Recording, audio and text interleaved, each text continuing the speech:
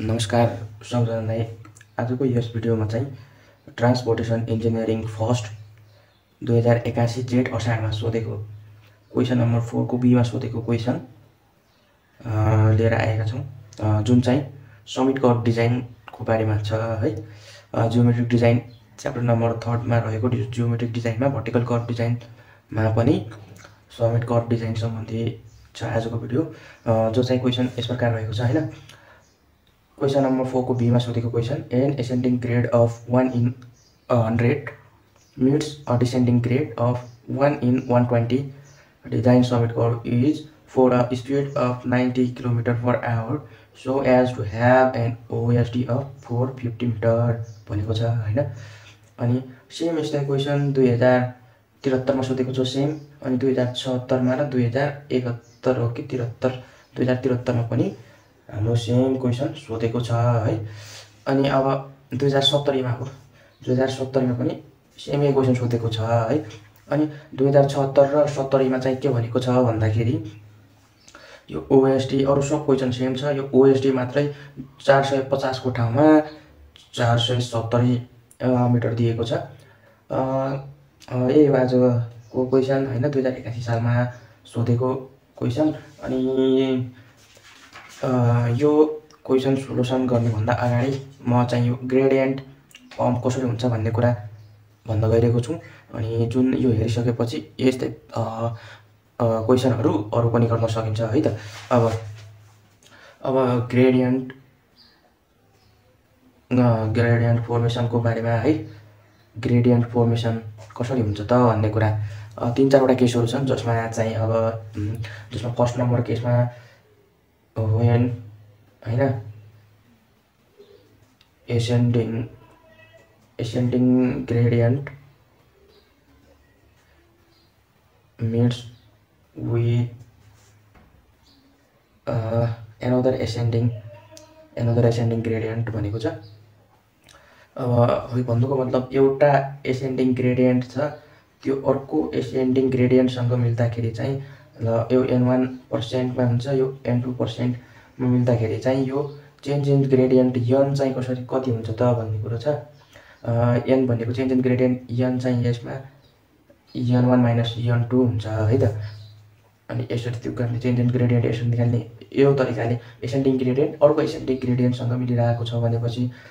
अनि त्यसपछि व्हेन दोस्रो नम्बर केसमा चाहिँ when ascending gradient meets with a flat gradient भन्छ।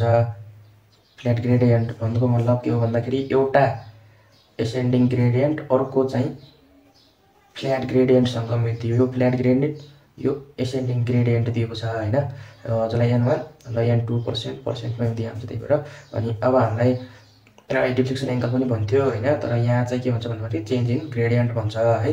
यो n भनेको चाहिँ चेन्ज इन ग्रेडियन्ट हो, यही निकाल्नु पर्ने हो। यसमा n भनेको चाहिँ n1 हुन्छ है त।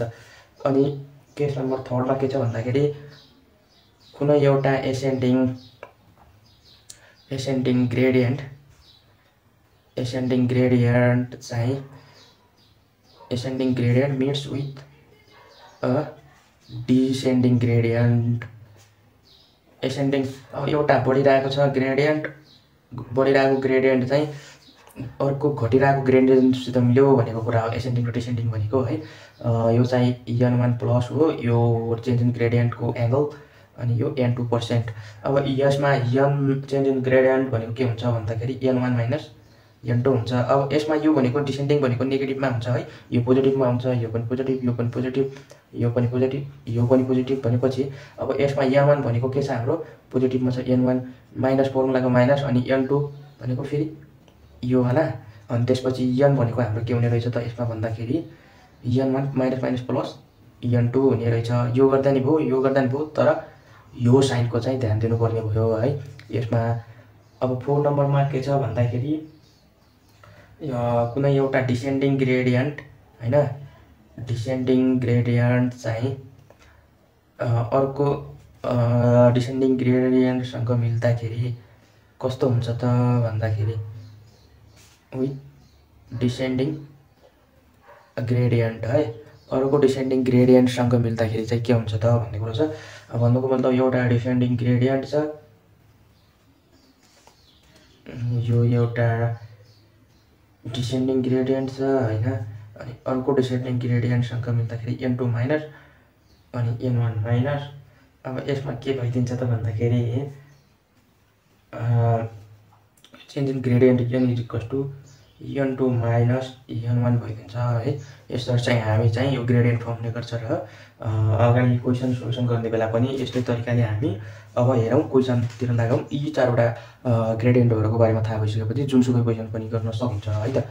अब क्वेसनतर्फ लागौँ। हामीलाई भनेको कुरा के छ, एउटा एसेन्डिङ ग्रेडियन्ट दिएको छ होइन, एउटा एसेन्डिङ ग्रेडियन्ट दिएको छ, त्यो चाहिँ कुन ग्रेडियन्टसँग मिलेको छ भनेको छ डिसेन्डिङ ग्रेडियन्टसँग मिलेको छ। यो भनेको चेन्ज इन ग्रेडियन्ट, अनि यो भनेको चाहिँ हाम्रो के भयो भन्दाखेरि एसेन्डिङ ग्रेडियन्ट n1 प्लसमा हुन्छ नि त होइन, त्यही भएर। अनि यो भनेको हाम्रो डिसेन्डिङ ग्रेडियन्ट नेगेटिभमा हुन्छ, n2% हुन्छ होइन। अनि हाम्रो चाहिँ यस्तो तरिकाले चाहिँ हाम्रो त्यो समिट कर्भ फर्म हुने गर्छ यस्तो कुरामा। अब गिभन द्याट लेखौँ है त, गिभन द्याट लेखौँ। गिभनमा n1 भनेको कति छ, प्लस 1 इन 100 दिएको छ है त। अनि n2 भनेको हाम्रो कति छ, नेगेटिभ 1 इन 120 दिएको छ है।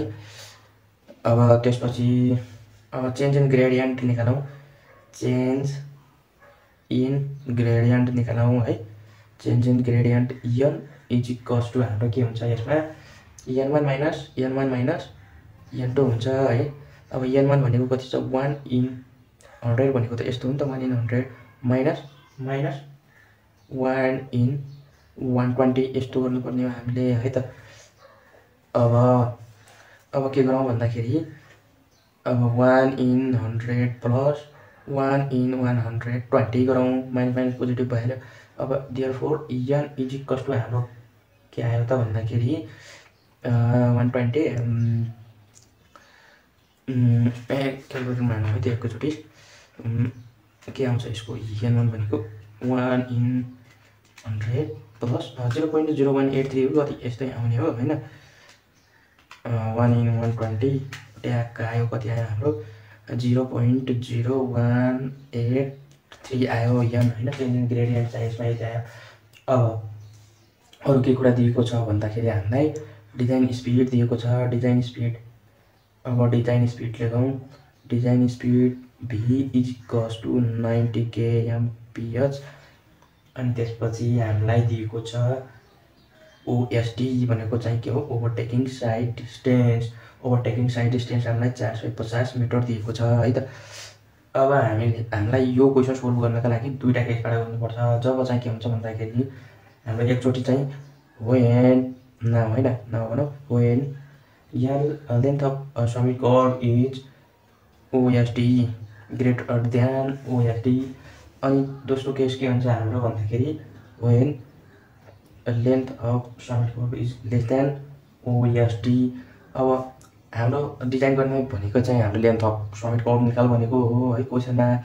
अनि अब यो दुइटै गर्ने हो, जुनले चाहिँ हाम्रो यो कन्डिसन सेटिस्फाई हुन्छ त्यही लेन्थ चाहिँ हामीले राख्नुपर्ने हो है त। अब हेरौँ यतातिर सोल्भ गरौँ। अब 1 नम्बरको सोल्भ गरौँ हामी। के भनौँ भन्दाखेरि when n is greater than 0 OSD है। यो गर्दाखेरि अब हामी के गर्छौँ भन्दाखेरि फर्मुला थाहा हुनुपर्छ हामीलाई है। यसको फर्मुला चाहिँ ओभरटेकिङ साइड डिस्टेन्सको फर्मुला चाहिँ हाम्रो के हुन्छ भन्दाखेरि L is equals to n s² by 9.6 हुन्छ है। ओभरटेकिङ साइड डिस्टेन्स दिएको बेलामा चाहिँ यो फर्मुला हुने हो। अनि यसमा भनेको चाहिँ के हुन्छ भन्दाखेरि यहाँ चाहिँ के हुन्छ त भन्दाखेरि h is equals to 9.2 metre अनि small h is equals to 0.15 metre. भन्नुको मतलब के हो त भन्दाखेरि यो h भनेको चाहिँ ड्राइभरको हाइट फ्रम रोड सर्फेसदेखि ड्राइभरको आई लेभलसम्मको हाइट भनेको 1.2 मिटर हुनुपर्छ, यो स्ट्यान्डर्ड हो है। अनि त्यसपछि जुन यो स्मल एच छ यो भनेको चाहिँ अब्स्ट्रक्सनको हाइट 15 मिटर 0.115 भनेको मतलब कुनै पनि रोडमा 15 सेन्टिमिटरसम्मको अब्स्ट्रक्सनलाई चाहिँ ड्राइभरले देख्नुपर्छ भन्ने कुरा यो अब्स्ट्रक्सन हाइट हो है त। अब यस्तो बेला यो फर्मुला हुन्छ अनि एउटा अर्को फर्मुला नि हुन्छ के भन्छ L is equals to under root L is equals to के हुन्छ त भन्दाखेरि यसमा होइन यो फर्मुला एउटै हो तर पनि लेखिदिनु भएको L is equals to N S square by under root 2 ड्राइभरको हाइटको एच प्लस अनि 2 स्मल एचको होल स्क्वायर हुन्छ है। अब एच यो भएको बेला यो एचको एच इज इक्वल्स टु यो र एच इज इक्वल्स टु यो हुने भएको हुनाले चाहिँ 9.6 राखिदिएको सिधै है त। अब के गरौँ भन्दाखेरि अब एन भनेको हाम्रो कति निकालेका छौँ भर्खर एन भनेको हाम्रो कति छ 0.0183 0.0183 है त। अनि यस भनेको हाम्रो यस भनेको चाहिँ के हुन्छ त भन्दाखेरि ओएसटी हो है त। यो ओएसटी भनेको यस नै हो। यसमा ओएसटी भनेको हाम्रो 450 दिएको छ 450 डिभाइडेड बाई अब कति 9.6 है त। अब यसलाई क्यालकुलेटरमा हाल्दाखेरि कति आउँछ हेरौँ है त 0.0183 इन्टु 450 डिभाइडेड बाई 9.6। अब हेरौँ अब आन्सर हाम्रो कति आउँछ भन्दाखेरि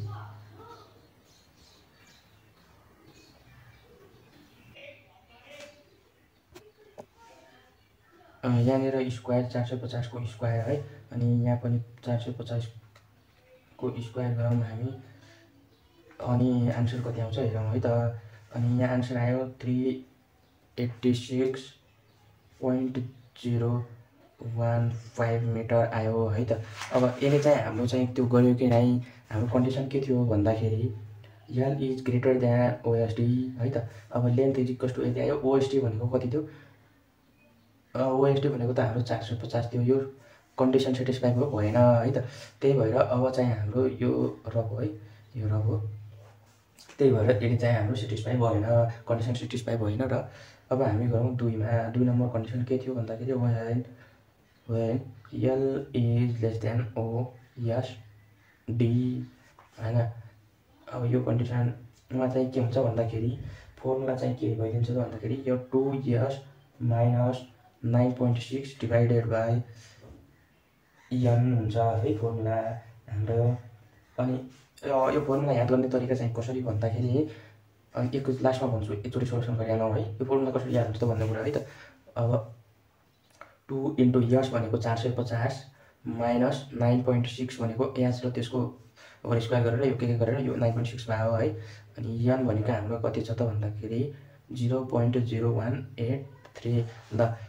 अब यसलाई क्यालकुलेटरमा हानौँ अब क्यालकुलेटरमा हान्दाखेरि कति आउँछ हेरौँ है त 2 into 450 2s minus 9.6 divided by 0.0183 भन्दाखेरि कति आयो हाम्रो भन्दाखेरि 375.409 मिटर आयो।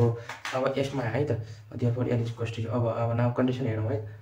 कन्डिसन के थियो भन्दाखेरि L is less than O S D.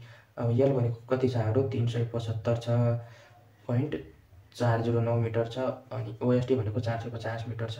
अब कन्डिसन भयो हेन्स द लेन्थ अफ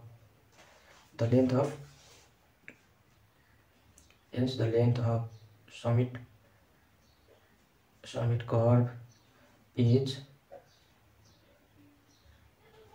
375 चार्नलाई 375 अथवा 376 मिटर मानौँ 375.490 नियरली इक्वल्स टु 376 मिटर गरौँ है त। यसरी हामीले यो क्वेसन सोल्युसन गर्ने हो र बाँकी कुरो रह्यो यो फर्मुला कसरी याद गर्ने कुरा हो है त। अब L is equals to N S square by 9.6 हुन्छ है। यो 9.6 कसरी भयो भन्ने कुरा नि एकछिनमा भन्छु। अनि अब यो चाहिँ कतिखेर हो L is greater than OSD भएको कुरा हो। अब L is less then OSD भएको बेला चाहिँ यल इज इक्वल्स टु कसरी फर्मुला याद गर्ने भन्दाखेरि यो यसलाई हेर्ने 2 यस अगाडि लग्ने माइनस यो 9.6 माथि लग्ने 9.6